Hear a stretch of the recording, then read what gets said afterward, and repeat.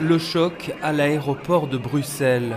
2 bombes viennent d'exploser dans le hall des départs. Je faisais l'enregistrement des passagers.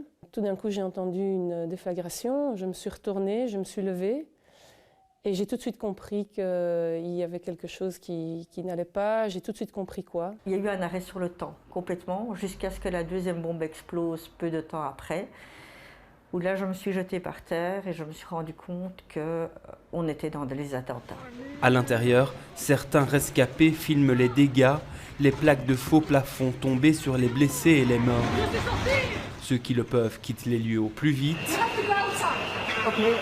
16 personnes viennent de perdre la vie sous les bombes actionnées par Najim Lachraoui et Ibrahim El Bakraoui, captées ici par une caméra de surveillance.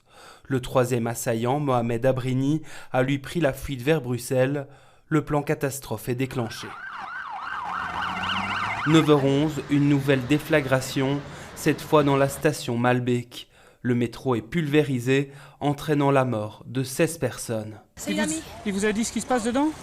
Et oui, il a dit qu'il y avait une explosion et que voilà, qu'il y avait des gens par terre, des victimes.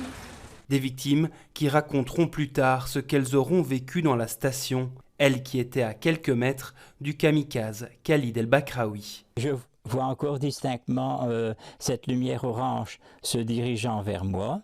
Il y avait une odeur terrible qui... beaucoup de gens en parlent encore de cette odeur. C'était très prenante, très un mélange de sang, de gaz, de poussière. Un éclairage de secours s'est allumé, mais très très vite on n'y voyait pratiquement rien par cause d'une forme de brouillard opaque, de poussière âcre. À l'extérieur, les premiers secours s'organisent dans la rue de la Loi, fermée à la circulation. Suite à l'explosion, tous les gardiens de sécurité étaient sortis des différents bâtiments aux alentours. Et je me souviens les avoir réquisitionnés en leur disant « vous fermez la rue de la Loi ». Du côté des autorités, plus personne ne doute alors du caractère terroriste de ces attentats. Mesdames et messieurs, ce que nous redoutions s'est réalisé. Notre pays et nos concitoyens ont été frappés par des attentats aveugles, violents et lâches. Le pays est placé en niveau 4 d'alerte. Tout doit fermer, les touristes cherchent à quitter la capitale et les parents inquiets viennent chercher leurs enfants dans les écoles. Vous avez eu un contact avec vos enfants déjà via le téléphone? Ce matin, déjà par SMS tout. Et quel est leur état d'esprit? Panique, hein. À quelques mètres des sites des attentats, certains blessés sont soignés dans des postes médicaux avancés, comme dans cet hôtel du quartier européen. D'autres sont transportés dans les hôpitaux qui font face à des blessures de guerre. Elle présente essentiellement des fractures des membres et des arrachements de pieds, de bras, etc.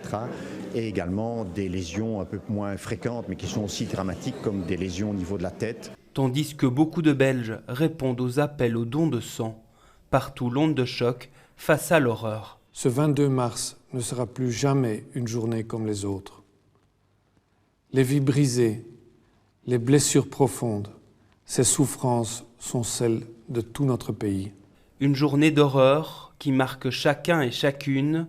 Au soir, devant la bourse, un rassemblement s'organise, des fleurs, des bougies et des dessins pour clore une journée noire.